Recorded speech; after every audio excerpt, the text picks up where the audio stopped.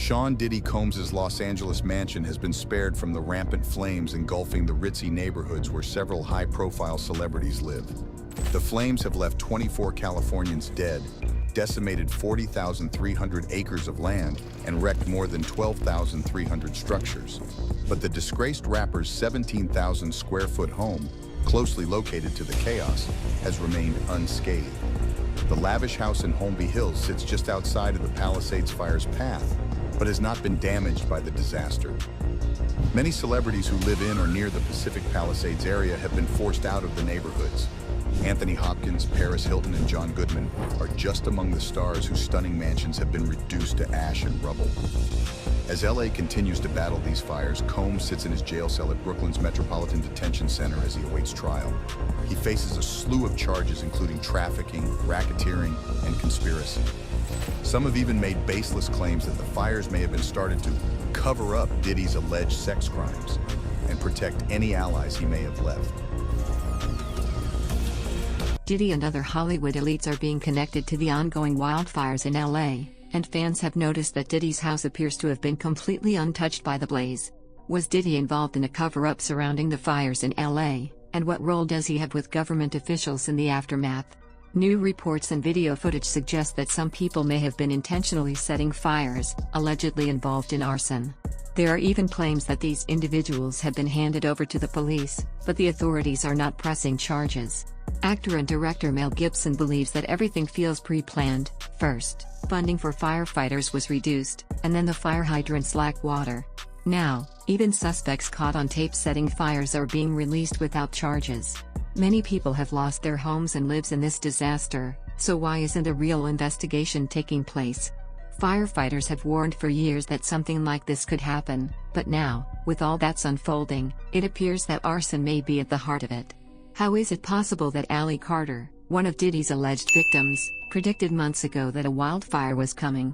The last time there was a wildfire in LA, Oprah's mansion was mysteriously untouched while every other house in the area burned down.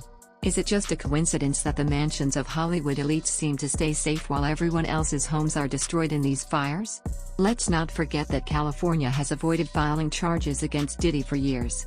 There were rumors about Diddy's involvement in various illegal activities, and he even discussed them openly on live TV, yet no one could bring him down. It wasn't until the Southern District of New York filed a lawsuit against him and federal agents raided his Miami mansion that something was done. The mayor of New York, who is a close friend of Diddy, even gave him the key to the city just weeks before the lawsuit. Was this a coincidence, or was Diddy leveraging Mayor Adams to enhance his public image? Diddy has been trying to get others to do his dirty work ever since he entered prison, and the prosecution has caught him red-handed attempting to intimidate people. For someone like Diddy, who still maintains connections with criminals on the outside, it makes sense that he would orchestrate something like this to deflect attention from himself.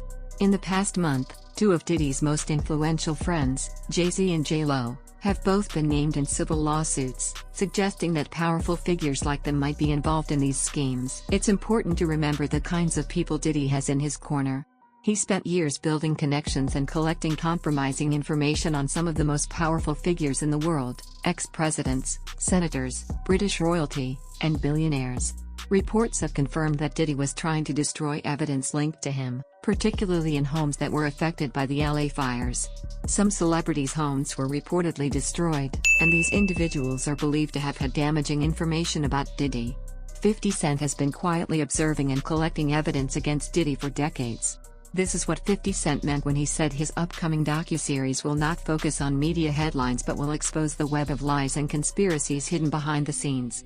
A statement from his company emphasized that the story is one with significant human impact and spans decades, offering authentic perspectives beyond the headlines.